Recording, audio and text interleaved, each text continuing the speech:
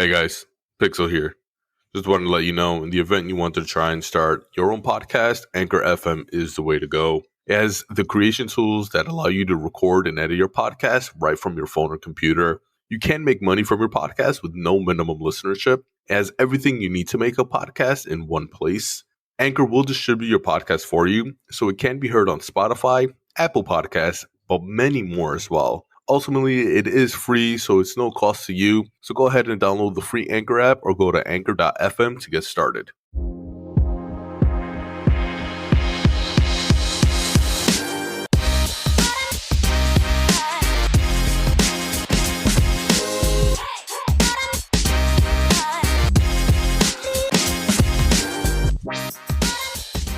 All right, welcome to another episode of Two Guys, One Level. I'm your host, Tortuga, accompanied by Pixel. Welcome back, everybody. Welcome. We also have Books with us this week, who's jumping on to share in on some exciting stuff, mostly on the new generation consoles that's recently come out, which I believe Books has both of. What's going on? I'm happy to be on here again. Yeah, I don't think he has a Series X yet. Ordered, but got delayed. But you did manage to get one ordered. Yeah, and it's crazy to me because I pre-ordered it on the day that it went live, right? And stores are getting like additional units, and I hear people getting them almost every day, and mine is still delayed. I just don't understand that. And people that are ordering it after me I sound like a hater right now, but nah, bro, they definitely sold yours, bro. I don't know what to tell you. Yeah, people that are ordering it after me are gonna get it before I do. Like, that's just nuts. What did you use to buy it? I went on Amazon. Not looking good, Mr. Bezos. Yep. Maybe you should But come on the show, and we can talk about games and Amazon. Oh God. So they delivered on the PlayStation, which is what I wanted. So I'm good. I'll wait for the Xbox. It's not important to me. That's fair. I mean, I understand. Especially. I know Spider-Man's one thing for you, but I especially know that you were definitely looking forward to Demon Souls. Yes. Oh my God, the game is so amazing. But yeah, I mean, if anything, the Xbox already mentioned that they weren't doing anything exclusive for the Xbox for 2 years. So anything that came out, I can either play it on the one, or just get it for PC, right? So I'm not right, really or even on the PS5 because it's probably be even available there. Yeah, but just seeing, to be honest with you, I told you guys this before. Xbox didn't really do much to sell the console to me. But I seen what the Xbox actually does with the previous gen's games and how it makes it look so much better. Through a streamer that I like, and he did more for that sale than Xbox did, which is fun. I mean, but we've been complaining about this since May, even when they did their quote unquote gameplay reveal, when it was all just a bunch of trailers. I know we roasted Big Mike a couple times for that. When they gave us what was it, the Memory Infinite one, right? Memory Infinite. I think that was the game. And with all that, like, even to date, other than reflecting some of their hardware, it's like, yeah, this hardware is great. What am I going to do with it? But like Book said, they did do a fantastic job of the upscaling and the availability of the Xbox games, the Xbox One games, because we're seeing our larger games like Grand Theft Auto 5, Red Dead Redemption 2, The Witcher 3, all booting in like 30 seconds from start to in game. So these new consoles are definitely doing something right in that aspect. Really curious to see what they're going to do about utilizing that for the current gen games. Yeah, and to be honest, when it comes to the Series X, I mean, I'm probably not going to be playing it like that, but there are still a few games that are on Xbox that I still want to play. And I just rather do it with, more recent technology. So it's probably going to be a $500 system bought just for that purpose, Well, like what? I'm kind of curious because I know you're all about your PlayStation. So I'm still working on, what is that game called from Square with the girl in the black dress? Nier. Okay. All right. Yeah, so I'm still doing near. I already started. I'm like maybe 10% of the way through with Final Fantasy 15. That's also on Game Pass, and I guess Game Pass is just an overall great thing to have. So there's definitely going to be a lot of games on there that I don't personally want to buy, but being that it becomes available on Game Pass, then You, why not? I'm like that with actually even the Bethesda games. Like there's a whole bunch of Bethesda games that I would never purchase, but I wouldn't mind trying. I believe they recently added Fallout 76. And I enjoy Fallout, but the disaster that game was, um, it's not going to be worth the purchase for me. But I wouldn't mind testing it out. A little MMO, a little Fallout, and just to see what they're doing with it. Yeah, definitely. And I actually did buy Fallout 76 and I didn't play it. I created a character and that's it. GameStop actually had it on sale for like $1, which was Wow. funny. So I just figured I'd buy it. Why not? Yeah, I mean, they've had two updates, two like big updates. There was like the Wastelander one, which added like NPCs with voice dialogue and things like that. We've mentioned it, and I don't know if it's out yet or if it came out, but like the Brotherhood of Steel also making that appearance into the world. Yeah, no, it definitely seemed good when it came out, but I don't think they did enough for it to captivate me myself. But there's definitely people on there that love that game. Yeah, but it's the same thing with the Elder Scrolls Online. Like that is something that I enjoyed Skyrim for, when I played that. It took me forever to beat it just because I had to restart so many times.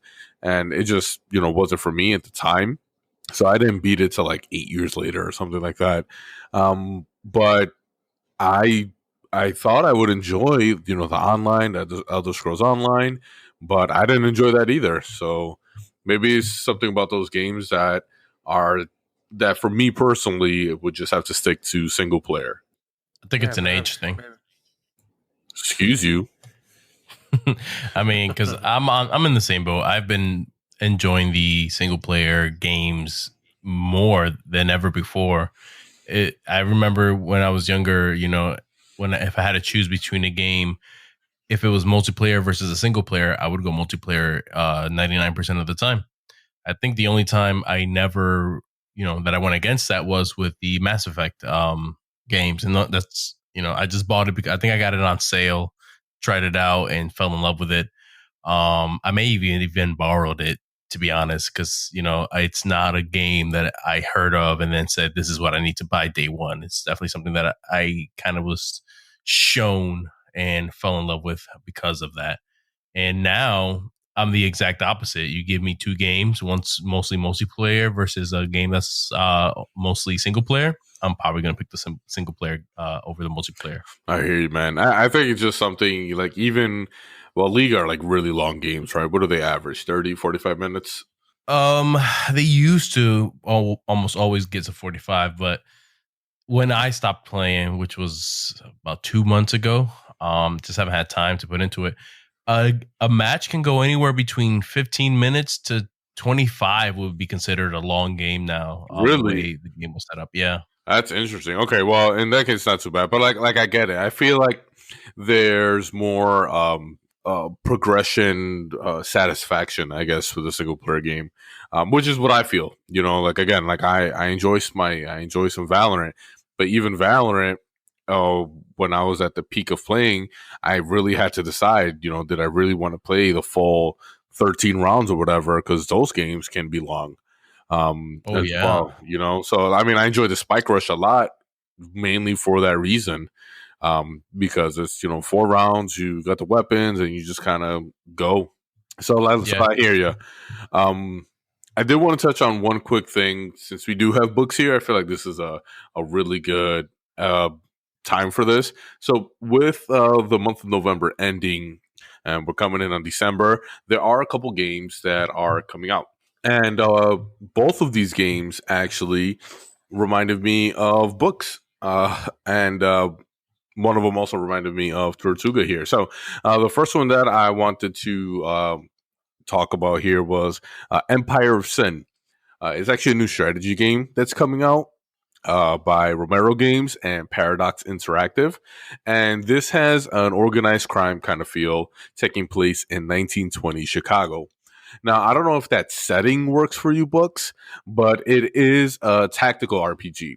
So while the world is like during the Prohibition era of Chicago, where you gotta like I guess like do the battles or whatever with the on the map, and the more map you uncover, then you could hire more people, make more money, things like that. But it's gonna play exactly like XCOM, so that's why that made me think of you. And I mean, it sounds interesting. I did like Mafia. okay, I've only ever played the first one, but I enjoyed it. all right. This is, I think, back on the OG Xbox. Right. I remember that. That was actually recently remade and it got pretty decent reviews. Like a full remake. So in case you want to start that up. And then there's a second one called Chronos Before the Ashes. And this one might be in all of our warehouses. It does have Souls like gameplay from what I saw in the trailer. It was like a mix of like Skyrim dungeons and Zelda dungeons, without the items and things like that. Yeah, there's going to be some magic on here. It was described as an atmospheric RPG, and it's you play as a hero, and it's basically like a lifelong quest to save the homeland from some great evil. Right? Pretty generic. What actually caught my eye, other than the combat, it was a little slower. Like I said, like Souls like, but this mechanic I think you guys might enjoy. Whenever you die, you age 1 year. So as you Interesting. right, so you're a young warrior or whatever. So if you die a couple times, you age. You start to see it in your character. So he's not as nimble. So you got to plan the attacks a little differently. You might have to like dodge sooner and things like that, or attack sooner. So you have to switch up your combat like that. But as you get older, your I guess the in-game magic becomes stronger. So that might be something you use more the more you die. You know, that's not a new mechanic. Well, the entire thing is new, but I guess what I'm looking for is like the punishment in game where it ages you when something happens is Mhm. not a new concept. In fact, you didn't play this game because you didn't like it, but in Fable, it had a very similar design Okay. for that game itself. At some point within the game, I don't know if I can't remember if it was story related or not, or if I was just being a kid. But you can get arrested and get thrown into jail or prison, whatever. Okay. I remember Um, that. and the mechanic was in order for you to earn your freedom from jail, you had to race other prisoners around like the precinct or the yard or something. And if you won, you earned your freedom. And if not, you get another year on your sentence. And then you just keep doing that until eventually you succeed. And you would also age in that game the same way. Your character would start, the hair would get longer, the beard would get longer, it would start graying out. I don't remember if it affected your stats, like it made you slower, but I kind of feel like it did. Again, this game I played when it first came out on the original brick of an Xbox. So forgive me if I can't remember every detail of that game, but Which I'm I pretty do sure is remember. 15 years old sometime this month, I think.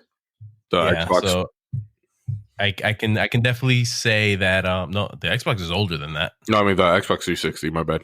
No, I'm talking about the gigantic Oh, you block. talking about the green and black? Oh Yep, boy. Okay. yep. That's where Fable first came out on, where blocks were your memory units for whatever reason. Um, yeah, so that's an interesting mechanic to see now that it's when you die, you age. But I do remember going to jail and failing to get out. Also aged you. Yeah, I mean it looks pretty good. Again, those are just two real quick tidbits that books might have enjoyed, and then that us both. And then one last thing, since we do have books here, is that Steam has improved support for the PS5 DualSense. They implemented that pretty quick. I mean, it's Steam; they're giant. I don't see why not. But I think they're still working on the Rumble and the haptic feedback. So I don't think that's available yet. I mean, it would definitely be nice. One thing that I do want to mention about the haptic feedback is it can be tiring, I guess. Especially when I'm playing games like Spider-Man, where the haptic feedback is is turned on at all times because when you're swinging, like it gets a little stiffer. Like I'll sit there and I'll keep swinging and swinging and swinging, and eventually my fingers start getting tired. Man. It's like I'm working my fucking fingers out. Yeah, I wonder, would you attribute that to a good thing or a bad thing? So I mean, I think it's a good thing because it you get they get points for immersion pretty much from me because it I don't know, it just adds to the game. You know what I mean? Especially when it comes to swinging. Um, Another thing too with the dual sense, you said that they're not adding that yet. That actually that's pretty cool. I ended up getting the controller um early, maybe like about a week early before the PS5 came out, and I figured out how to use it with the PS4. I know that was a big thing before the PS5 came out, that you couldn't use it with PS4, but you can use it with PS5, and it was just through um what is that thing called, remote play.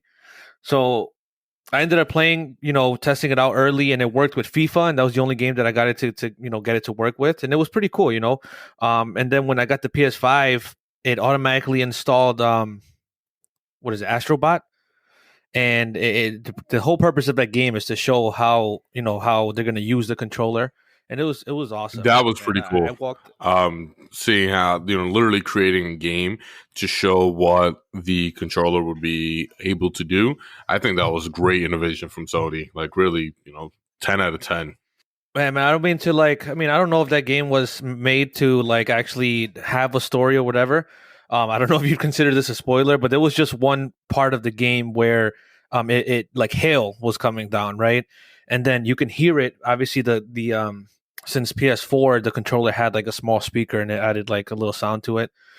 So you can hear like the hail coming down, and you can actually feel it on the controller, like different like smaller spots just vibrating throughout the controller. It was pretty awesome. Wow, that is pretty fantastic. Really curious to see if, yeah, that is pretty awesome. I'm really curious to see if like Microsoft will adapt something in a future Elite Series controller.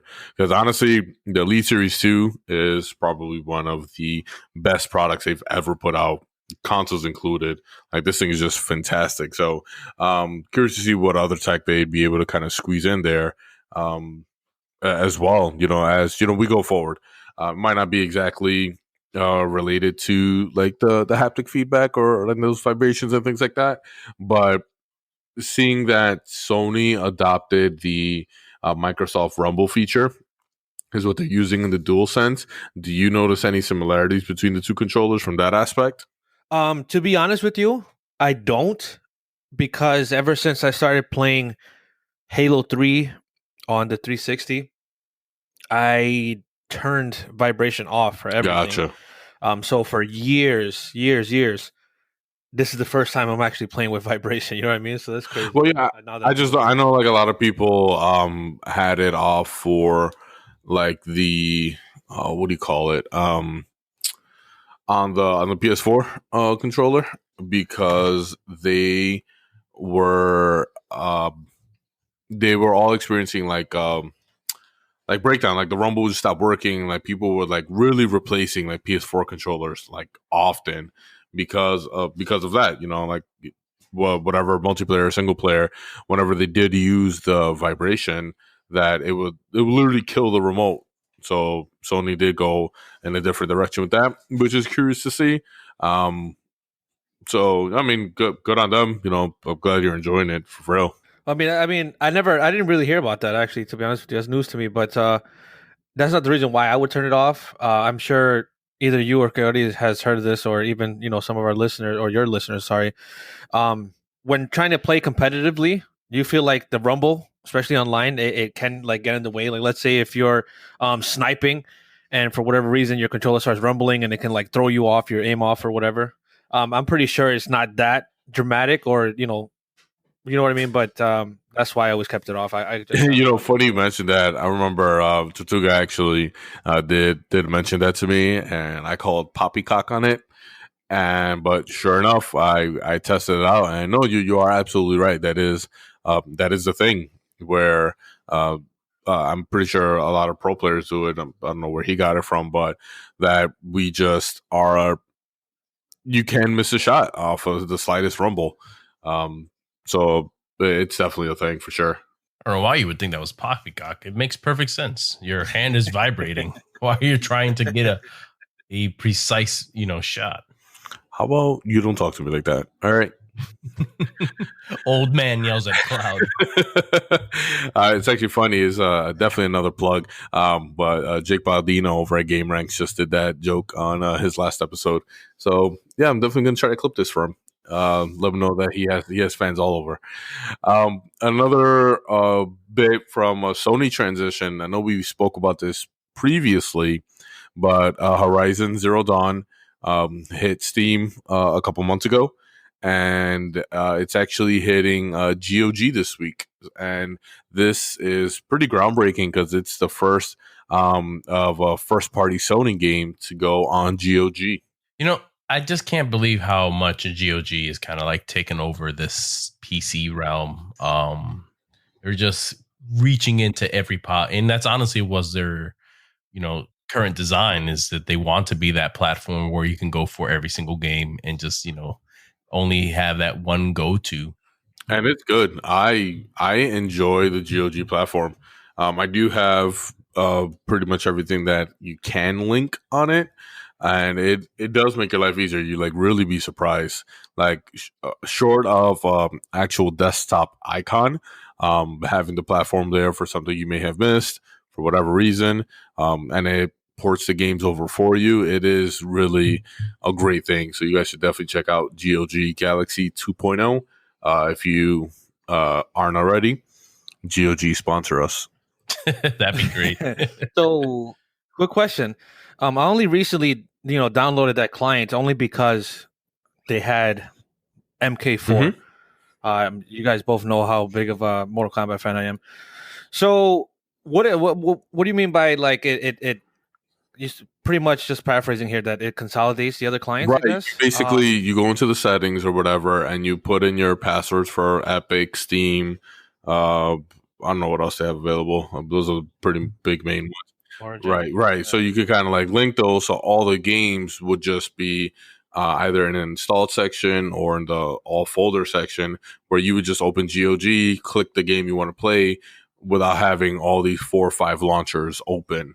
Well, caveat to that, because that's not entirely true.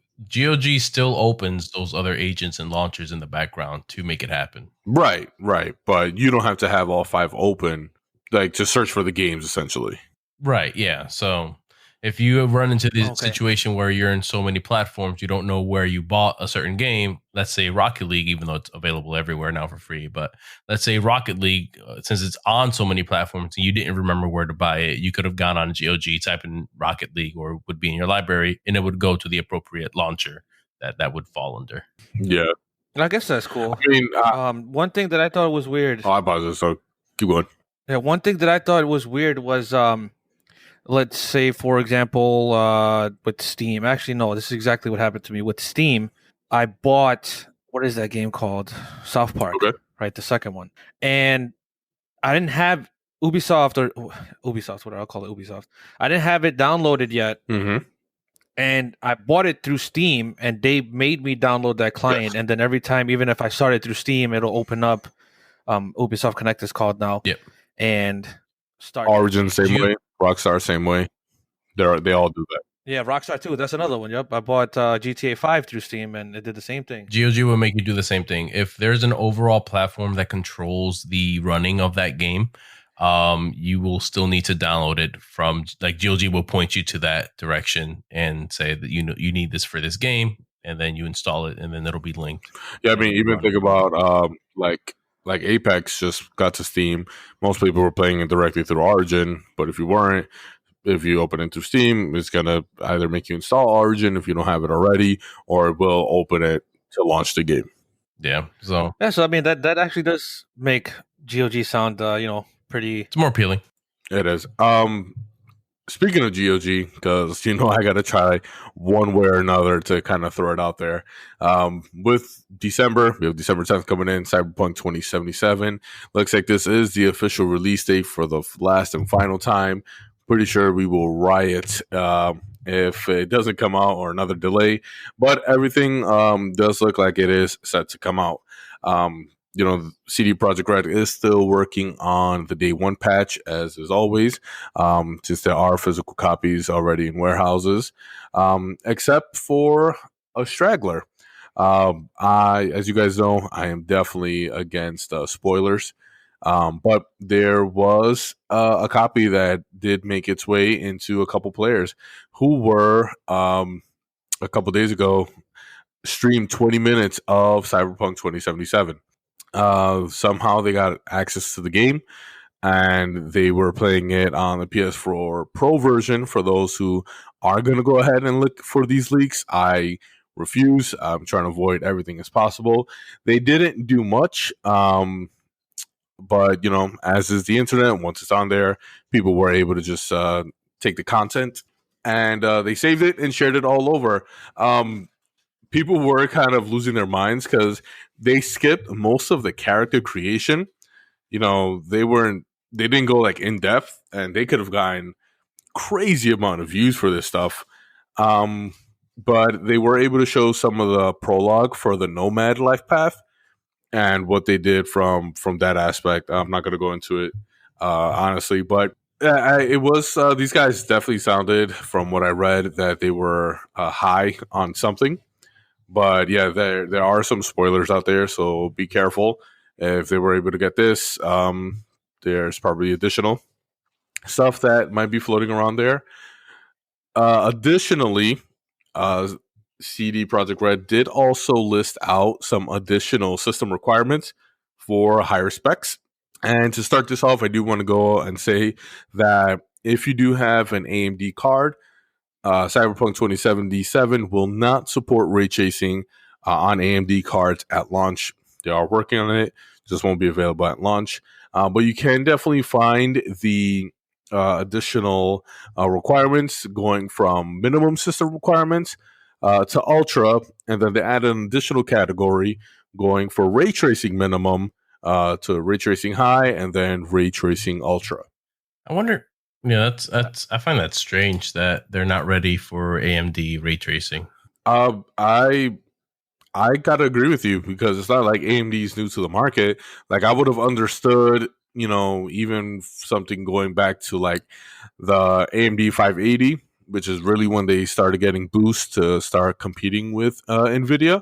But now that we have the 6700 series, yes, the 6700, that's apparently gonna be a monster. Even to the 3090 from NVIDIA, it's kind of surprising that I agree that they don't have that support at launch. I mean, it's not like it's a new company. You know what I mean? Right. I feel like, I don't know. I remember a few episodes back where I said that NVIDIA tried to sabotage AMD's like performance on Intel cards. Obviously, never ever confirmed, but Right. it's just fun to kind of think about from like a corporate sabotage point of view. That they're going the long mile of just making sure that they succeed and they're top on the market. The long con.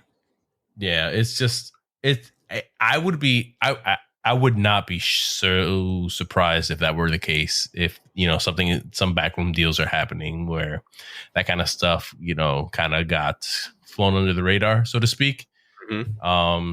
Because a few episodes back we talked about the AMD reveal of their newest card, and AMD flat out said that everything they had was better than the 3090. The 3090, the Titan for NVIDIA's card series, the 6000 series cards outperformed the Titan. It's just that has never been said in such a long time.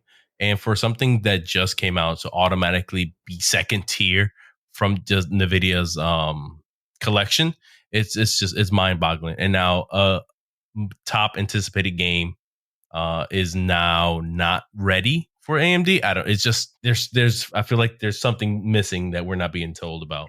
Right. I mean, and you got to think about it, right? Not only is it better, it's like $500 cheaper as well. Right. So it's less expensive, generally meaning that is more easily accessible from a pricing standpoint. So yeah, it is interesting. On top of that, I feel like we're kind of repeating news here. So this is like the same news, but from a different point of view here. So we talked about xCloud and Game Pass for the being released, right? xCloud is out on a lot of Android devices, and they were going to try to get it on iOS. Looks like we have another challenger on here. So there is now a GeForce Now beta, which, if you are not familiar, is a streaming service from NVIDIA called GeForce Now, and you can stream games to your PC. I'm sorry. You can stream games right to your PC or wherever it's available. But now GeForce Now is trying to implement it to iOS devices. And yeah. So this is very interesting to hear because Microsoft was actually recently shut down by Apple for that same thing. So all right. Again, GeForce Now is a streaming service. It did launch publicly this past February 2020, but the beta has been around for a couple years. Now, NVIDIA has announced that GeForce Now is streaming on iOS Safari, but it is in beta as of the 20th. So you can sign up for that, but I'm so curious as to how this is being allowed, if it using essentially the same concept as xCloud. The only thing I can think of, and this is coming from what Apple said, is maybe this version doesn't have a store that can be utilized. That might be fair because that makes a lot of sense because while you do need the subscription for this, I believe it starts at $5 a month, if I'm not mistaken. And what's really piquing my interest in regards to this announcement is that I wonder if Epic will see this as a kind of bypass to the current situation with Fortnite on iOS. Right. I thought about that too, because when Microsoft figured out that they can get xCloud working on Safari and not have to deal with the platform, the App Store at all, that Epic should probably work on making the game work flawlessly on the Apple Safari application as well, because Apple can't. That's censorship at that point. Apple can't just block you from going to a website. It's one thing to control what can be used on an app store, and they can go behind the shield of, we do this to protect the security of our users, which is very true because they vet the living crap out of softwares. But to say you're not allowed to go to this website, Apple is not going to go under that censorship route. No way are they going to go under that microscope. So if Epic wanted to perfect a mobile version for the Safari application, that honestly would be the biggest slap in the face to Apple. And I would just laugh, and Epic's probably going to laugh all the way to the bank themselves because they'll get their 150,000 what is it? Yeah, it's 150,000 users or whatever the number was back to playing on iOS. Yep. So that's just something that that really caught my attention because I want to say they do have a free trial. 50 million. Yeah, there you go. And that's, again, the biggest thing on here is that while I feel like they're not going to say it outright, and maybe Epic does have a good heart going into this, maybe they aren't being greedy, but it is going to boil down to profits. I mean, let's be real, so just something to kind of keep in mind there. Yeah, neither company can say that they're not trying to make money off of this. They're both corporations. Their whole purpose of existing is to make profit.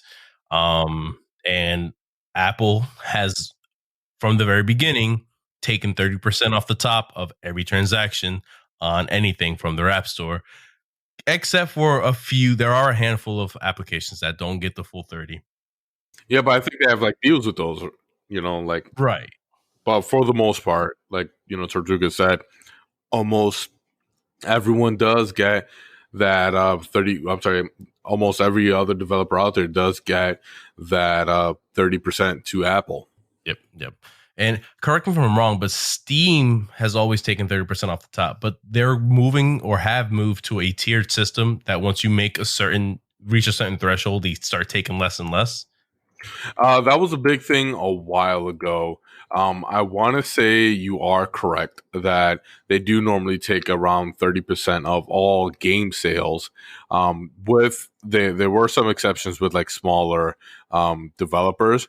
I want to say there was a big thing a couple months ago. I want to say it was 10 million.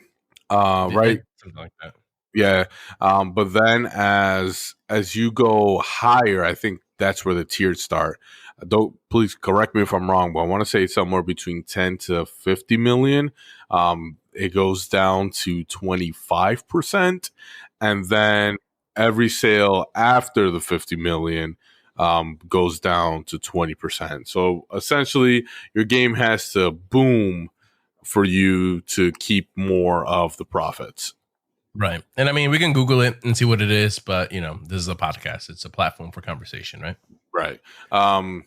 Did you I have just a couple other Cyberpunk things that just because I'm so excited. We can save the Cyberpunk stuff towards the end because I know how much you love it, and it'd be and it is much more minor stuff. Yeah, that's fine. So I don't have very many things to cover, but Wizards of the Coast, our favorite D&D company, under the gun again. What? Another lawsuit filed. Yeah, another lawsuit. Get out of here! Wow. Okay. All right. Another lawsuit.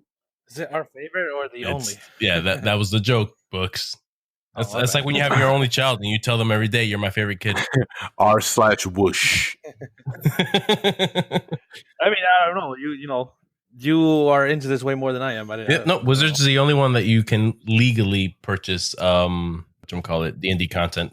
Obviously D&D Beyond is owned by Curse, but Wizards obviously gave them permission and so forth. But Wizard controls all the IP for D&D.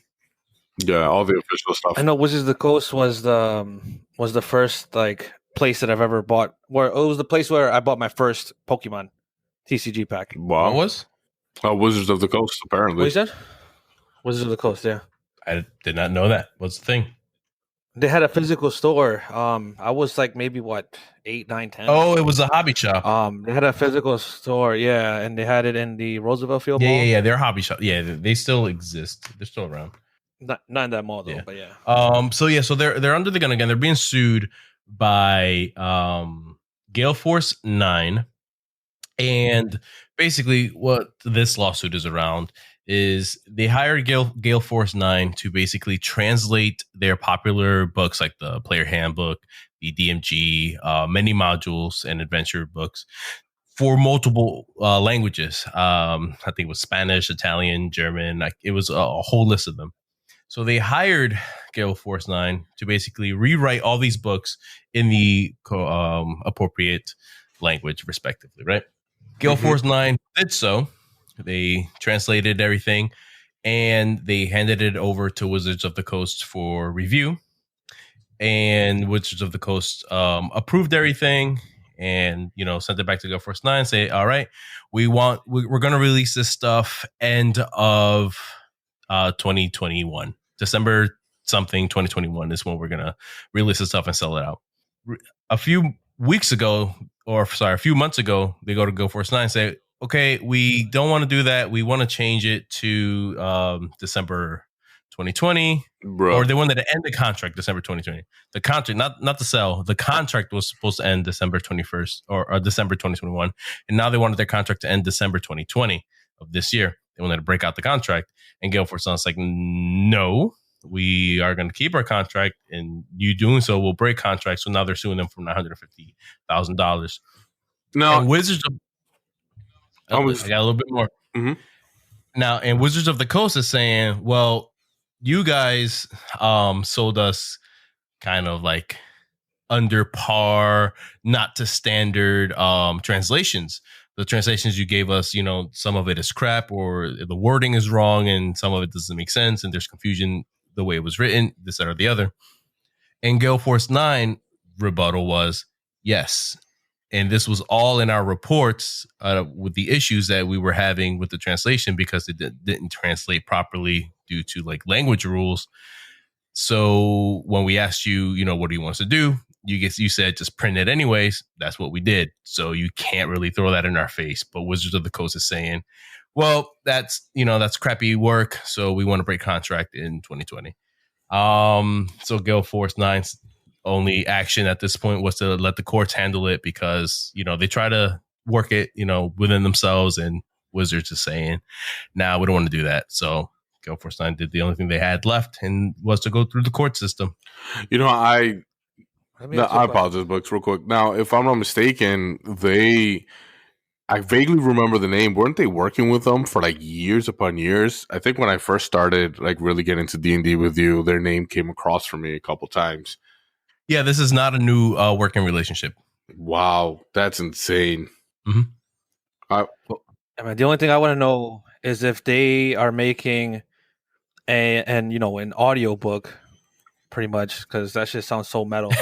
Gale Force 9. Gale Force 9, like do an audio book and just fucking throw some drums in there, some guitar and shit. Like, hey, hire Pixel for what? For the audio, bruh. I'm ready. I'm ready to be put on an audiobook. But yeah, so that blew my mind. I can't believe Wizards is under the gun again because it's just, I get it. I know they're a company, and again, it's just that's just what happens with companies. And someone made a decision on the fly at some point, and now it's coming back to bite them. And it sucks because Gale Force 9 isn't a small company per se, but they aren't a large company either. They provide a service clearly, and Wizards of the Coast kind of just threw it back in their face. It's very similar to the two ladies who wrote the Dragonlance books a few months back. That Wizards said, we don't want those books anymore. So thanks for your 2 years of research and hard work, but screw it. Right. Yeah, I was actually just going to bring that up. For those of you who didn't listen to that episode, we did previously mention why this is such a big deal. The Gale Force 9 situation is because earlier this year, a second or the first breach of contract lawsuit brought against them again, right, for that. It's like the what do they mention? Like the false pretenses. Essentially, like they had them do all the work. It was right, what they wanted, and then just kind of kicking them to the curb here. Right. Yep. So it just comes to the fact that, they hired these people to do work. The work was done. Now it's time to receive payment. It's totally unfair to make people put in that many hours and such a large project, right? To translate that many books to so many languages to then say no thanks. I mean, come on. Yeah, no, I'm trying to even think what I could even remotely compare it to. It's just nothing. Like, even think of your day-to-day life. I mean, the closest thing I can kind of put it through is when when we had to translate documents for our parents when we were younger, and they get yelled at because they didn't understand what we were saying. So, but I'm telling you what is here. So like, I'm sorry, Mom. 8-year-old me can't understand this legal jargon. I don't have my JD yet. I'm sorry. But yeah, super crazy that happened. Wow, that is pretty insane. Damn, this is gonna tie into more Cyberpunk. I'm sorry. But real quick, I do kind of want to talk about music and games. We have brought it up a couple times of that. Yeah, there are so many important aspects to really enjoying a game.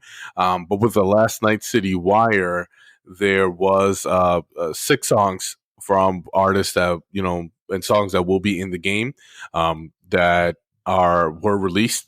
And the reason that I mention it is because since we do have the release of World of Warcraft Shadowlands tomorrow, November 23rd, World of Warcraft also released a set of lo-fi beats.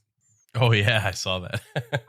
So, right. So Blizzard released again an official lo-fi remix of 4 of the new songs that will be featured in Shadowlands. So that's definitely something that's out there. You can find the 4 videos on World of Warcraft's official YouTube channel. But But yeah, I just wanted to bring that up since I know Tortuga is definitely excited for Shadowlands. Yeah, it's funny you say that. I just got the whatchamacallit, the pre-order in tonight, knowing that it's coming out tomorrow. Only because I'm no longer a fan of pre-ordering games so ahead of time because I feel like it's a loss of money. Granted, you will technically get your money's worth eventually, but there's a saying that I like that money now is worth more than money later. So I'd rather keep my money now and spend it later. You know, it's actually funny. I agree with you, uh, very very much so. But I also like to look at it as like a savings account, where you just put it in, kind of forget about it, and then it's ready, and then you're just good to go. From a financial aspect, that's not how it works at all because the money that you spent, you get nothing for it until that game comes out either a year later or months later. Whereas the money that you So yeah, so I do agree. Very very far into the future, I would not, but a couple months I don't think would be a bad idea. same thing, you can invest that money and have it do a little work for you before then. That's it. That's all. All right, so I'm looking for a new co-host. Pre-ordered a game coming out in April. What was that, Books? I just pre-ordered a game coming out. I'm just saying that's just you do. It's your money. Do what you want, but you can make that money work for you now, or you can let it. You just spent it and you won't get anything for it until April. So it's actually kind of funny. I remember I was a very big advocate for pre-ordering until I remember the exact game, the first prototype. So I want to say that was 2009. That was the last game that I was so hyped for that I just had to get it immediately, day one. To make sure I had to reserve my copy back when GameStop actually had some love for them. So that's already a super old fashioned sentence right there. But yeah, ever since then, I have not, like, there's just nothing out there other than Cyberpunk. It's probably the first one that I've pre ordered in years. Well, you have to keep in mind. Well, you know what? I was going to say, you have to keep in mind that pre-ordering happened because at one point we didn't have digital copies. It was all physical. And the only way you can ensure that you would get a copy of the game was to pre-order it at your local store. Right. Yep. So it wasn't so much. I don't feel like it's fair to say I stopped pre-ordering because that was the only way to get the game that you wanted day one. That was the only option. So back in our day, that's the only way we could do it. And the way they justified pre-ordering, because back then I hated giving away $60 for something that was going to come out a year later, 6 months later. But that was the only way to make sure that you would get your game, because if you didn't pre-order it fast enough and you were at the end of that backlog, then you would not get your game. Right. So especially for the multiplayer heavy people who didn't want to be that day or two behind when people were prestiging 10 times Call of Duty games, Modern Warfare 2, so there was that skill thing. There was just playing with your friends at that point, since multiplayer was really booming onto the scene. I want to say with Gears 3, I want to say that was a 2011 release. So that was probably one of the first ones where the maps, I think, was it Gears 2 or Gears 3, where the maps were like really important, where we started to see what I believe would be like the birth of like the DLC purchases. Like, I'm sure Call of Duty had it and Halo had it, but I feel like I remember it more for Gears and Halo. Gears had DLC. They had map packs. Right. But that's what I say. That's where I saw like the real like birth of it around that time. Because well, for me anyway. Well, just to piggyback on what Coyote said before, or Tortuga said before, I pre-order games, right? I like buying, especially for the PS4 and PS5. I don't know why, just for that console. I like buying, especially first-party titles. But it's still pretty much one of the only ways to secure a physical copy at your local game, depending on what game it is. For example, Godfall.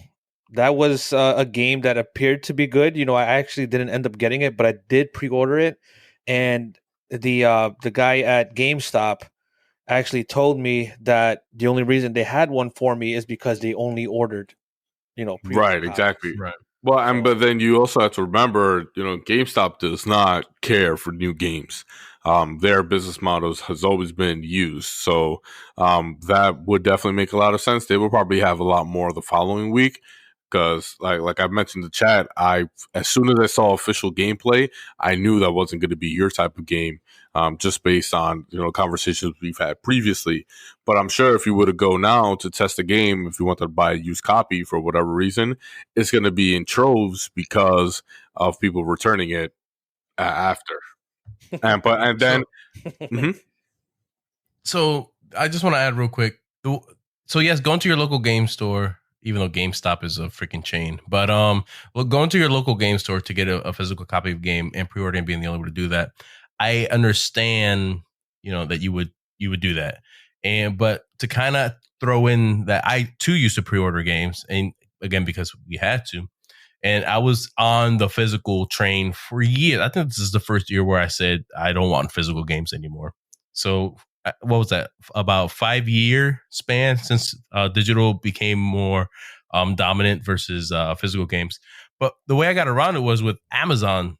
Amazon didn't charge me until they shipped the game out of their warehouse. So I pre-ordered the game as soon as a launch date or the button was available on Amazon a year ahead of that, but the money never left my account until 2 days before the game actually reached my doorstep. So I was still able to get that pre-order benefit of anything, any DLC or whatever, because I technically pre-ordered it, but I wasn't charged anything until the game was actually in my possession or close to. You know what's funny? So the game that I pre-ordered was Guilty Gear Strive, right? And I understand that I can definitely order it on Amazon, and have it appear on my doorstep the day that it comes out. But we all know how USPS has been lately. It's coming in for later than usual. You know what I mean? I used to get my mail like around 2 o'clock. Now it's coming at 7, which is wild. Um, but doing it the way that I do with the physical copies, I mean, I went pretty much the opposite way as you. I went from digital, getting only digital, to getting physical. You can't really take advantage of that whole I don't even know what it's called, but just switching between game to game quick. You know what I mean? Because you have to go and you got to put the disc in, and so it's funny to me because I can't really take advantage of that part of the PlayStation. I'll probably see it more on the Xbox when I get it. But yeah, I just thought Yeah, that's it was easy, bro. funny. Just buy the game twice. Just buy your physical one and then just buy the digital one. Call it a day. It's funny you say that, but there Dude, there are games that I do buy twice because I like Overwatch. I have it on both PC and the Xbox. Call of Mhm. Duty, Elite you know, Dangerous. it's funny you say that too, because just like the other day, actually, I ordered. I already had Final Fantasy VII Remake, but I've told you for months I want a Mhm. physical copy, and I ended up getting it. Also, Persona 5, which is another great JRPG. I ended up getting the Persona 5 Royal, and I had that game already on the PS4. I Digital, don't know you have. digital. I thought you only have Yeah. 4. I didn't know you bought 5. Actually, no, I didn't have 4 until I recently bought it on the Wow. All PC. right. That was all right. No, that was my bad then. Um. Something that was actually really mind blowing to me. I don't know how you guys feel about the Hitman series that was kind of rebooted a couple years ago. Ooh. Well, yeah, not for you, but because you don't like stealth games because you hate me. But the company IO Interactive, right, recently, especially with their Hitman 2, they really rose to popularity in these past couple years because of how amazing those games were. They actually announced that they're working on an untitled James Bond game. Uh, Mm. labeled yeah labeled Nice. Project 007. um the teaser video, if you haven't seen it, it doesn't give any information about the game itself, but it's a version of that the gun chamber scene from the beginning, right, when James Bond shoots it, right. um Mhm. Yeah. so the website did feature some text essentially saying that, featuring a wholly original Bond story, players will step into the shoes of the world's favorite secret agent to earn their double status in the very first James Bond origin story. That's awesome. Yeah, so uh, That yeah, sounds so they great, man. But to be honest with you, it's funny because James Bond is like the opposite of Hitman. You know what I mean? The whole purpose of James Bond is to get caught, it seems, right? In every single movie, and then just work your way out from the inside of the organization. That's funny. yeah, so it does come with some pretty important implications in essentially that this bond will not be linked to the movie universe, right? Um, so the closest thing that we have at the moment, I believe, was Daniel Craig's 2006 James Bond appearance of Casino Royale, which was his debut appearance at that point. And essentially, that was how he earned his double O status. With Judi Dench kind of typing it in full of regret because of their relationship as M and James Bond. But I'm really curious to see what they're going to come with this. There was a period where there were a lot of good 007 games. Going back to GoldenEye, which is still a timeless classic, 007 Nightfire, I want to say it was, where people were even using the two-player adapter for the PS2, right, to have four players on the console there. There was also a really good story, James Bond, Everything or Nothing, which is a beautiful third person cover of James Bond as well. So James Bond doesn't have like its lack of games or a lack of good 007 games, but there just hasn't been one in such a long time. I'm really curious to see what IO Interactive will do with this. Isn't I'm gonna butcher his name because names aren't my thing, but Idris Alba going to be the next James Bond? No, they wanted him to be, and he got a lot of love for it. They actually chose a woman.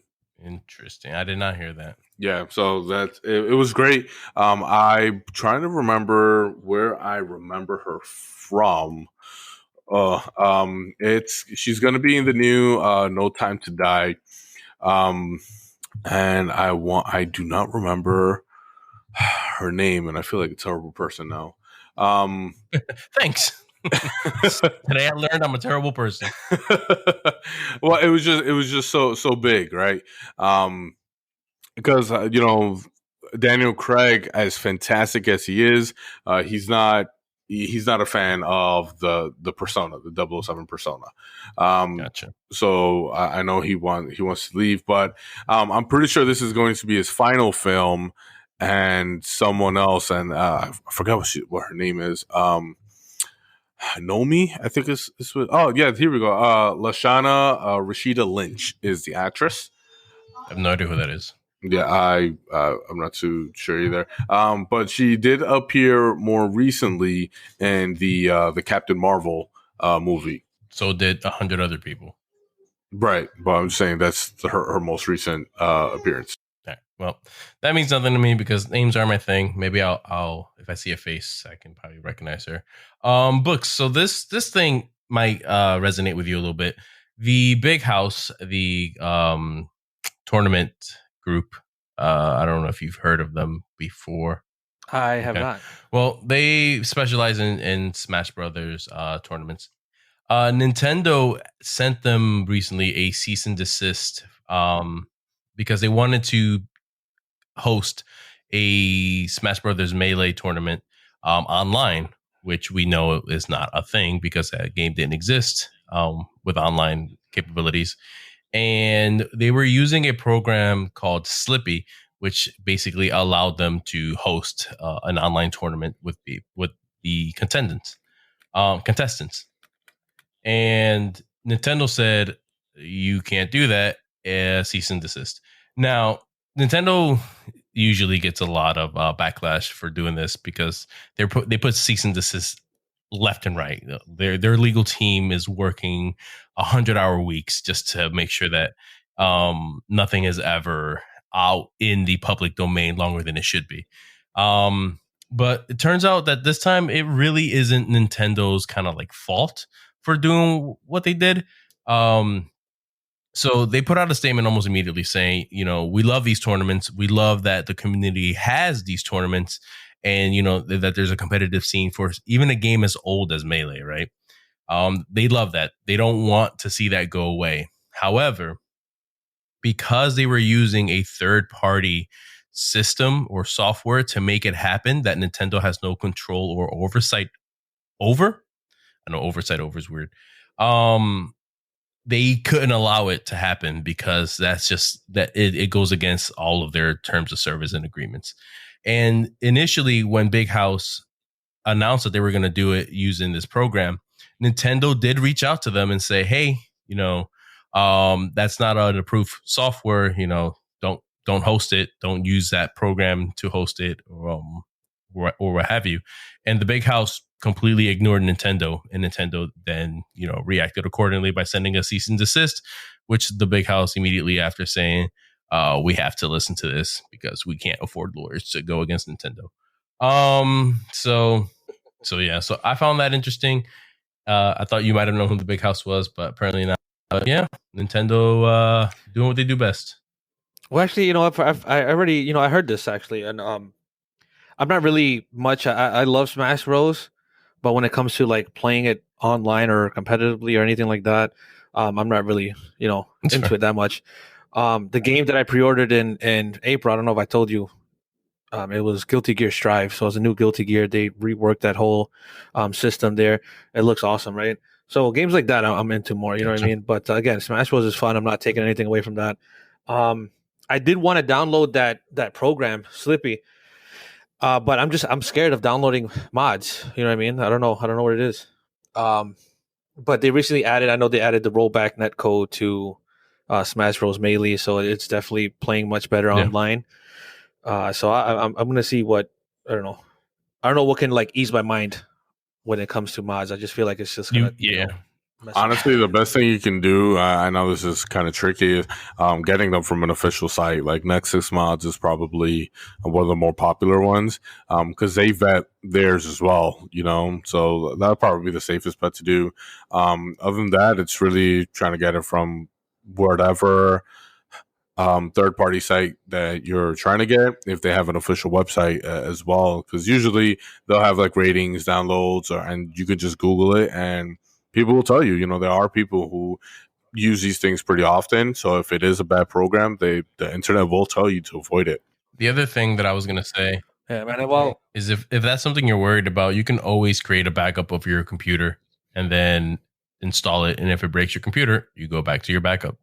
yeah. So while we're on the subject, Smash Bros subject here, do you guys know who actually made the most recent game? One Namco. Namco. Bandai Namco. Bandai.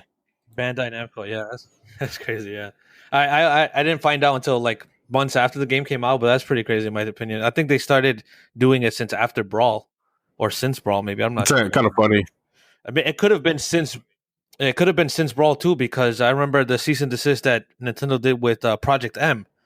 That was like a mod on Brawl that people were using competitively. You know what I mean? So Yeah, no, it's not something new that Nintendo has done. I got two more things, Pick. So I know you want to dive into the Cyberpunk. Oh no, I'm Bang. I kind of threw mine in there. Before you continue, I was actually going to say that I actually have a sealed copy of Brawl, just collecting dust. Yeah, right. That's going to be worth thousands one day. So a little bit of a fluff piece, and then I'm going to go into a mini rant.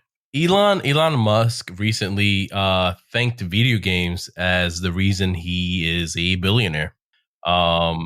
He says that his love for video games kind of pushed him towards programming to learn how that was kind of created and designed, and that pushed him into the programmer that he became, which eventually helped him design PayPal, and then after he got kicked out of his own company, Tesla.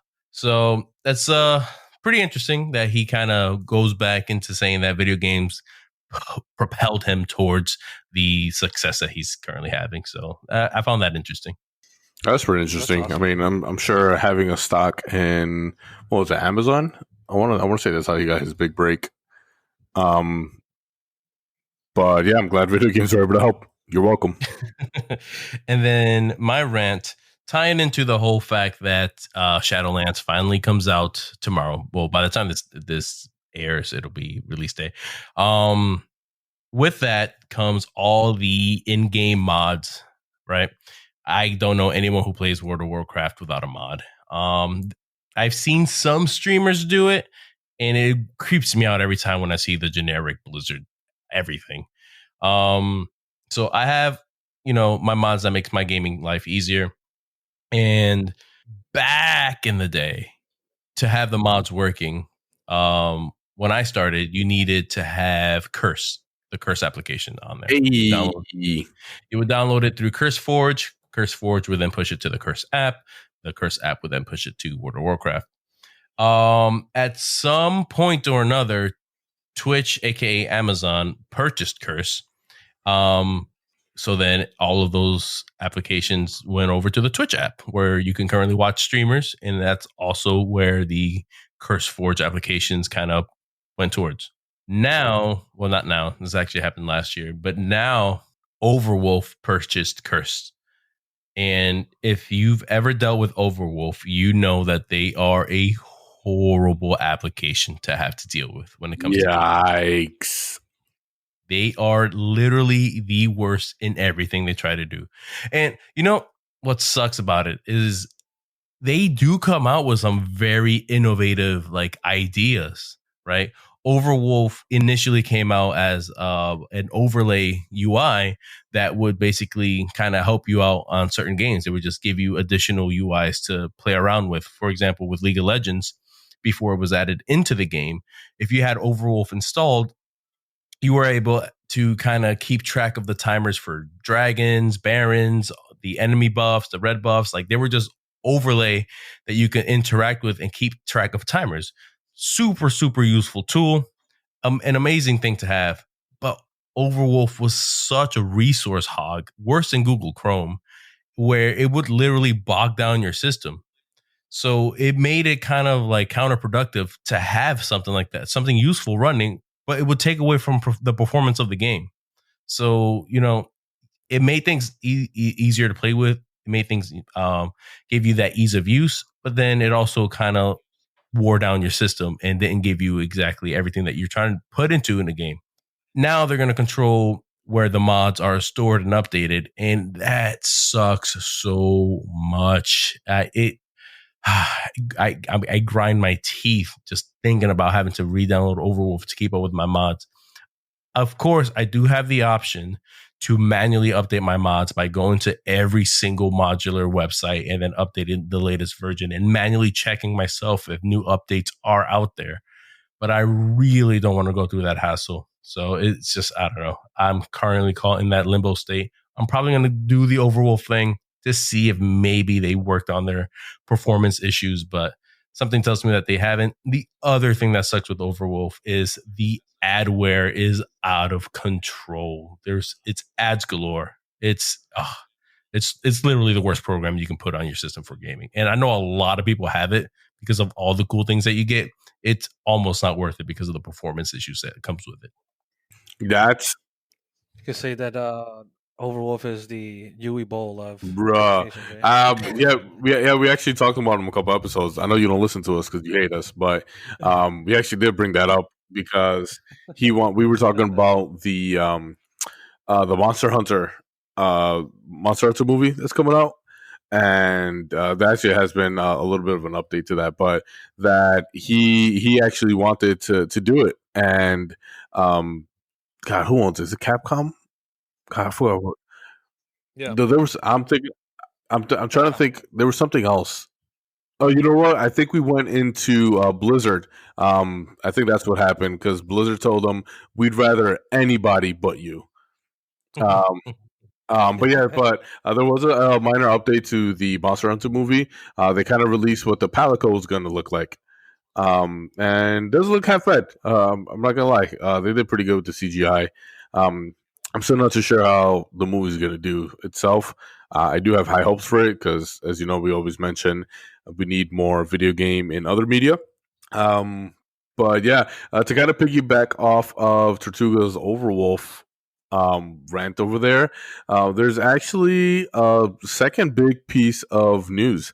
You know, when we talk about these games, we talk about the people who kind of put their love right into these games. And as of a couple days ago, there was a Chris, I'm going to butcher this, Kaleki. He's actually an employee for Blizzard for 13 years. And in that time, he's worked on PvP. He's worked on class design, specifically, monks. He worked on the Ashran Zone and others. After 13 years, he's leaving Blizzard because he is unhappy with the state of the game. He actually left a 15-minute video on YouTube explaining why. Um, and that was very, very uh, kind of left kind of like a bad taste in my mouth. Only because if someone who's been with the company for that long says this, kind of makes you wonder if there's more that we're not seeing within the background, or if there's anything that we're gonna see more as we get to the end game content, because that was one of the pain points that he left in the video. I will say at the end game content for what's this recent one that we're about to move away from, BFA Battle for Azeroth. Yep. The end game content was super underwhelming for the amount of grind that people went through, and I just got to the end game content recently, right? Trying to get ready for Shadowlands, and as I was playing through it, all I kept thinking this whole time was, "Wow, I am super happy I didn't play through this entire expansion because it was not fun. It didn't look great." So I don't know if that's what he's referring to. I hope he's not referring to Shadowlands, because everything that's been happening thus far with Shadowlands, I've been loving, loving, loving. All the changes that they've done to the classes that I play, at least, have been amazing. Granted, I had to relearn some new roles and get used to some new combinations, but that's nothing, insane or out of the realm of normalcy that when it comes to World of Warcraft. So. Well, from what I saw mostly, and I apologize for kind of paraphrasing here, but he said that he has been unhappy for quite some time on this. I think with Classic is World of Warcraft Classic is what kind of pushed him over the edge, because he said essentially to do anything at the end game you need a guild. And it creates this interdependence among players where you really need each other to be successful. And while it can be restrictive to certain players, ultimately, what it does is it creates that cohesion and it creates community between some guilds. I guess they have put like less of an importance of guild, right? Or maybe there's people who want to experience World of Warcraft solo. I guess there has been, some drama with bossy guild leaders in the past. And they're putting, I guess, more of a focus on NPCs and their story rather than the player story and the player's adventures. It sounds to me that he has more of a problem with the guild community than the game itself. Granted, they made it that the game required the guild to finish the end game content, which technically is true. And there you can get to end game content without a guild, i.e. what I do and I've always done. I've gotten to mythic rating without a guild. It's not easy by any means. It's so much easier to have a guild kind of run you through while you're under geared and not under level, but under geared. It's great. Right. But I've always done pugs and LFRs to get ready for pugs, and it's totally possible. It 100% sucks, but it's totally possible. But I can understand wanting to move away from that, but at the same time, you kind of can't because of how raids work. That you need that cohesion, you need that teamwork, you need to have that not necessarily camaraderie, but at some guilds, when you reach that Mythic Plus, you do develop that camaraderie. So I want to end it by saying that there are so many toxic guilds out there. It is insane. I've always joined guilds but never participated in anything just because I want the guild achievements for like certain things. Because you get like faster mount and faster hearth recall and certain stuff that you can only get if you're in a guild that you can't really use or utilize while you're outside of it. And some guilds actually let you open up the bank and get some resources, which is cool. So I've always jumped around guilds for that, but I never really raided, except for maybe once a long, long time ago. But yeah, it's totally not needed to reach the end game content. That's all I'm saying. Okay. I mean, like I if I'm not mistaken, I want to say Chris is for guilds. I guess he thinks that they've been focusing more on things like progression systems, and engagement, and that he feels that they should focus more on the core features of the game, like the guilds, which is really something you only see in like MMOs. And it's crazy because while that may be his right, like I guess opinion, and from what he's seen in the background, I would think that a lot of these things are tested in beta, and they have the community. That wouldn't they ask for a lot of the new systems? I mean, I don't know how WoW listens to their players on like actual in-game changes. They don't. But what can a guild really need in World of Warcraft? You just need a place to have people together, coordinate time for events, and to do things. Like, what more can you add that a guild will need? I have no idea. I really don't. I've never. I maybe I've joined one like just cause. Yeah, but like I've never taken it like anywhere um extreme, like even for like mythic rating. Like I think I just joined one for like a guild tabard or something for like more XP or reputation, and like that was it. Because the thing to, I mean, I can spend a whole podcast on World of Warcraft like Mr. Asmongold does.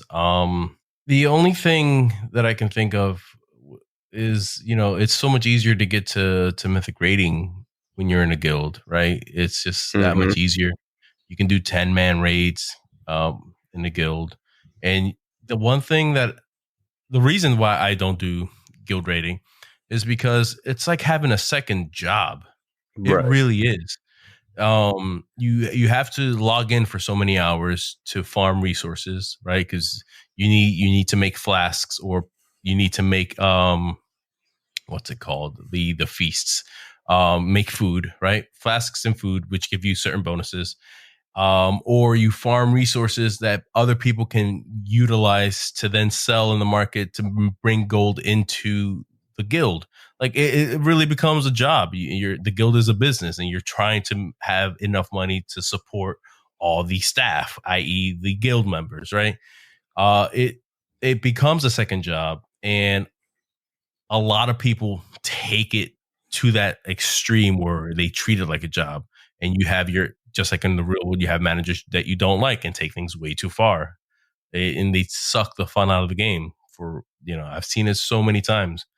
And you have to log in at certain hours to, join the Tuesday raid, Wednesday raid, or what. It's I don't know. It becomes unmanageable with the schedule that I have, and and it worked for a lot of people. But at the same time, maybe that would be the only thing that I think a guild they can work on is avoid having to need to have such strict, work hours for a video game. Right. I mean, I'm sure some people make like actual bank, rating or whatever, but that's not everybody. Most people are definitely more on the casual side of this. Yep. So, I mean, just this one minor thing. But it was very interesting to see that such a prominent member of the World of Warcraft community did like a public resignation, essentially. So yeah, I guess a couple minor things here is that for Star Wars fans, the Star Wars Squadrons game, I guess, is getting a lot of love, more than they thought. And even though they said that they were going to add like anything else, no DLC or anything, EA is actually adding the B-Wing and TIE Defenders to their Star Wars Squadrons game as an update here. So that was actually really interesting to see, especially since we know how EA feels about their microtransactions. So that was kind of pleasant news from that aspect. Maybe they still have the rash from. I would love to try that. Yeah, me too. Maybe they still have the rash from the last backlash they got. On VR. Probably.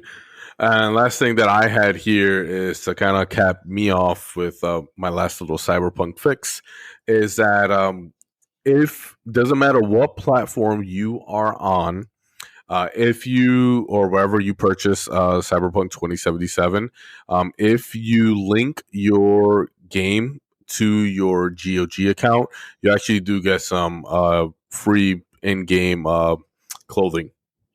based on the Witcher. Yeah, I saw that. That jacket looked dope. I kind of want it in real life. Yeah, there's a regular leather jacket with the Wolf School logo on the back. Yeah, that looks sick. It looks so good. Yeah. Their store, the GOG store, the CD Project store, or whatever, is they have like really good stuff on there. But man, that licensed stuff is expensive. Like they had this really cool trauma team jacket, which is basically like in-game ambulance in Cyberpunk, and it was really detailed. It was a really good little statuette of the trauma team, but they wanted like $350 for it. I was like, never. You know what's going to be cool and awesome is when the online mode releases in 2020, 80 million, whenever the hell it's going to happen. But the RP servers that are going to come from Cyberpunk, that's going to be insane to like look at and go through. Yeah, that'll be. I might jump in on that. Like I have 5M for Grand Theft Auto and Red M for Red Dead, and they were fun, but I didn't get to do like the full experience with them. I'm really curious how they're going to do this, though. Yeah, it's going to be awesome. Like, imagine being a bouncer or a barkeep. Right. You know, and then like, are you just going to bring in like your in-game character or whatever? And I apologize, just real quick, Books. I know you're going to say something. You know, it's going to work the opposite way. Like Cyberpunk 2070 owners will be given in-game items for like Gwent, and I think they might do something for Witcher 3. I'm not too sure, but it is just the beginning. There are items that are coming in the future as well. That's pretty dope. Yeah, they're known for. I got some. I was say they're known for doing like in-game goodies and things like that. Remember, The Witcher 3 had like 20 free DLC. You know, like haircuts, armors, weapons, things like that. Yeah, so there is one thing that I wanted to share with you guys, but before I get into that, I did actually have some news for you, for both you, Pixel and Tortuga here. For a long time I've been like super indifferent about Cyberpunk, and I don't know what it is about this most recent trailer. It actually Mr. Reeves got you, and now I feel Keanu Reeves, he probably sold this game to so many people. Books, I have to agree with you as well. You know, while I was probably the person who was most hyped out of us three about this game, with the last delay, I lost like all like motivation for it. So like I know exactly what you're talking about. But this last Night City Wire, it definitely did revamp that for me. So I get it. I think I avoided the last trailer. But I did watch the Johnny Silverhand minute and a half trailer that they had from that aspect. Yeah, man. I mean, I had the game pre-ordered, but I really didn't care for it. You know what I mean? But I'm definitely gonna get it on the PlayStation. And that actually is a good segue into what I want to talk to you about. You know, after a week and some change, getting my hands on a PlayStation 5, I feel so lucky that I have been able to do that, because I see how crazy things are now trying to get, even an Xbox, right? But both of them. It's definitely an amazing console, man. I can't lie. And the reason why I like it, and going back to the conversation we had before, I mainly got it because of the story games that are going to be available on the console on just PS5 only. Miles Morales being one of them, Spider-Man, and I just I'd love that game. The combat and everything is just it's much better than the first one. I don't want to like spoil anything story wise, but the first one, I always felt like when you're doing stealth takedowns or like perch takedowns, when you're like standing on a beam and you like web people up, all he really did was just web them up. Now he yanks them up, he kicks them, and even while he's yanking them up, he'll like lose his balance a little bit, because he's just a Spider-Man in training. And it's a spit. And another thing too is the wow, why are you like this? And another thing too is the combat. Even though he gets like the electricity and stuff like that, if you're just trying to work your way up to actually being able to use that, it actually takes him a while to beat some of the enemies. because again, he is just a Spider-Man in training. He just got the powers. He's just a kid on top of that. So where in the original game you can beat people up in like maybe a few punches, this one I felt like it took forever. But I liked it. I liked that detail about this game. You know what I mean? Especially when he loses his balance, pulling people up and stuff. Like, it's awesome. Because, the regular Spider-Man wouldn't do that because he's just so used to it. I mean, I think the premise in the game was that by the time the Spider-Man 2018 game, he was doing it for like 8 years already, I think is what it was.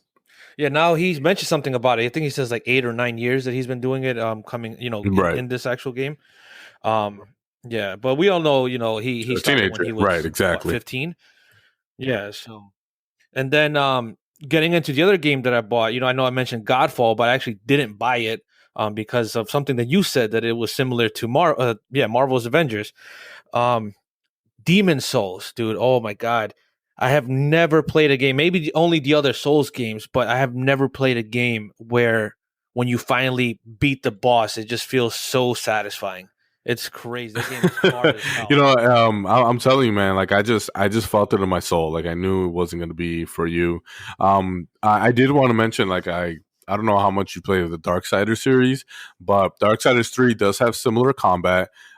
Doesn't have a stamina system, but it does have that difficulty, like with all enemies, where you can die pretty quick. I think you would enjoy it, for at least for the combat, and has a decent fantasy story or whatever. And to kind of segue into my final thing, I can't believe I forgot about this. Capcom actually had a really big leak a couple days ago, where there was a lot of data from client data to actual plans they had for the future. And as Books just mentioned here, one of the games that were mentioned on there for Q3 of 2024 is a potential Power Stone remake. And that is a game that I used to play on the Dreamcast. Power Stone 2 being a much, much better sequel. But it was kind of like a over the top, or isometric kind of fighting game, and it was fun. It had great characters. So yeah, I would really hope to see that. I really hope it's more of a remake of 2, because just 1 just didn't really have anything other than like the basic combat, but 2 added like an item system, added this adventure mode where you could like mix items or whatever. So but and then there was also Street Fighter 6 in there as well as some untitled Resident Evil Biohazard projects as well. Yeah, man, I'm super excited for it. I wonder how or where Power Stone is going to fall into their all-time sales list. I know that Street Fighter 2 was like dominating for Capcom. Obviously, they were dominating for decades, right? Monster Hunter, this most recent one, beat that record. I wonder if Power Stone is going to be, because I know that's like it's a favorite with a lot of people, especially people that grew up with the Dreamcast. That Dreamcast came out when I was a kid. I never got into those games that much, but I heard so much about it as a kid. I always wanted to play it. I never owned a Dreamcast, you know what I mean? So I didn't get a chance to do it. But it'll be exciting. I'm definitely going to. I definitely will too. It's cool to think about that this leak potentially may cause it to be, break those charts for Capcom, because that's a 4-year lead that you now have to ramp up that hype. Yeah, I mean, it doesn't even have to be like out of this world. I mean, you think about like even right now, like Power Stone 2, the Dreamcast version, it goes for I think it's like $150, $160. And they did re-release it on the PSP, which is the last time that I was able to get my hands on it. They had like a Power Stone collection of 1 and 2, and even that right now still goes for $100. That's crazy, bro. Yeah, that's gonna be it for me. That's but yeah, I'm really, really excited for Power Stone. If you guys do listen to this, take a chance, take a look at Power Stone 2, so you can relive some of my memories with me. Well, I also don't have anything else to cover. I don't know if Books has any other news outside of him flaunting on us that he has the PlayStation 5. Seriously, just straight stun on us. Like, I know no one really got their hands on it, but here's my experience with it. So I mean, it's not that, I'm definitely not trying to brag or anything about it. I just feel really lucky, and I'm super excited that I was able to get one. You Yeah, know I'm what I just mean? giving you a hard time. This is actually no, I know you're just messing around, but one thing that actually that I'm happy for is that I've always wanted to like buy consoles as they came out, right, and get them on launch day and stuff like that. And this was actually the first time, not because I was lucky enough to get it, but I haven't really been that good financially around. It always like was around the time these consoles came out. It's funny. Like I'll do so well in between consoles, but then when a new one is coming out, I'm like I'm kind of in between jobs right now, whatever. So I was able to do it, and it was really it felt like an No, it accomplishment. definitely To be it honest with definitely you. feels good in reaching that point in adulthood where you can start purchasing things that you have as hobbies. Because you know it is a challenge for, I think, what's the number, 80% of people, which is wild. That's the statistic in America. 80% of the working class lives paycheck to paycheck. Um, it's an insane number to think about. 80%. So it's definitely an accomplishment, to be able to purchase your hobbies without having to worry about any financial strain. So definitely thumbs ups and props. Yeah, and then let me tell you the chills when that startup sound. How they each console has their own. They Yeah, change it every console that they make. It was the chills that I got from hearing that. It was that's crazy. awesome, bro. Um, Pixel, you good? Yeah, man, that was it. Just that Capcom leak, and Power Stone 2. Super excited for that. All right. Well, Books, thank you so much for hanging out with us this week for sure. Oh, it was definitely my pleasure. It's always a pleasure coming on and just talking to you guys. We didn't really butt heads too much this one, but I always look forward to those. Um, but yeah, no, I'll definitely be glad to come on again. Definitely, bro. You It's know, always awesome to have you on and give us the contrast on opinions. But like you said, this one we came into agreement on a lot of things. But Yeah, I, that's a good thing. I think we mainly just give them a hard time just because we're just terrible people. I Um, apologize. One real last quick thing. The Sims decided to kind of tease us a little bit. There's a mod called the Better Computer Games mod that oh gives the yeah, Sims some genuinely good games and a nice PC to play them on. Right now, there's the mod added Cyberpunk 2077. So the Sims yeah, are playing it before we are. So there's that. yeah. I saw that. That was pretty funny. Well, sweet. So again, Books, thanks for hanging out with us. People listening in, thanks for hanging out with us again this week. I do want to remind our listeners there is a Cyberpunk 2077 game giveaway. By the time of this recording, it is roughly 2 weeks away before we draw a winner. I have yet to decide how I want to draw a winner. I'm debating on if I'm going to do a live stream, record it, and then upload it. Obviously, we're going to reach out to the winner via email or whatever the platform they decided to sign up with. And when we do select the winner, we do want you guys to have this on launch day. So just keep an eye out for that email there. Yeah, yeah. The end of this contest is the day before release. So the contest ends on December 9th. The game comes out December 10th. So that way you can have it on launch. So definitely keep an eye out if you are the winner. We're gonna tweet it. We're gonna post it on literally everything we have access to: the Discord, the Twitter. We're gonna announce it on the podcast. Just try to cover all the bases just to make sure that that's covered. And I'm gonna record the draw because it is a digital draw. I click one button and a winner is chosen.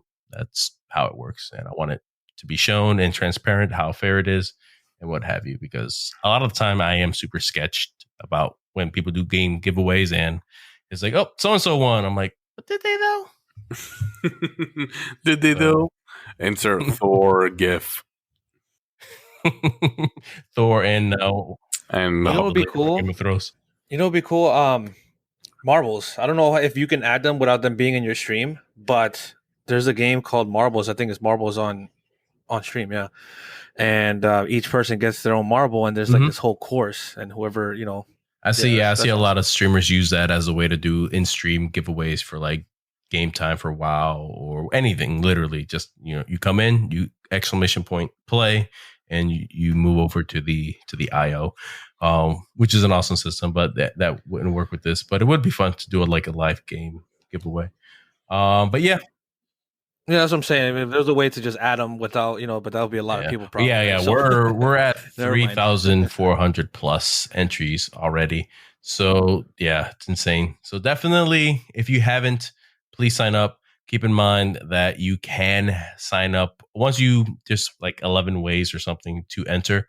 Once you do, you can enter again once a day. So obviously, the sooner you sign up, the more chances you get to win the copy of the game. And again, the winner gets to choose the platform that they want their game code sent to. So give it a shot. Good luck. Best of luck. Yeah. Let's see what else we got. I think that's it. So check out that giveaway. Check out our description for the links for any additional context and ways to support our podcast. If again, as always, if you like what you hear with us, definitely give us a follow in your respective podcast platform. Share it with any gamers who may enjoy this podcast. Sharing the podcast, honestly, is the best way to support us. So yeah, that's all I have. So thank you all for joining us, and remember, gamers lead the way.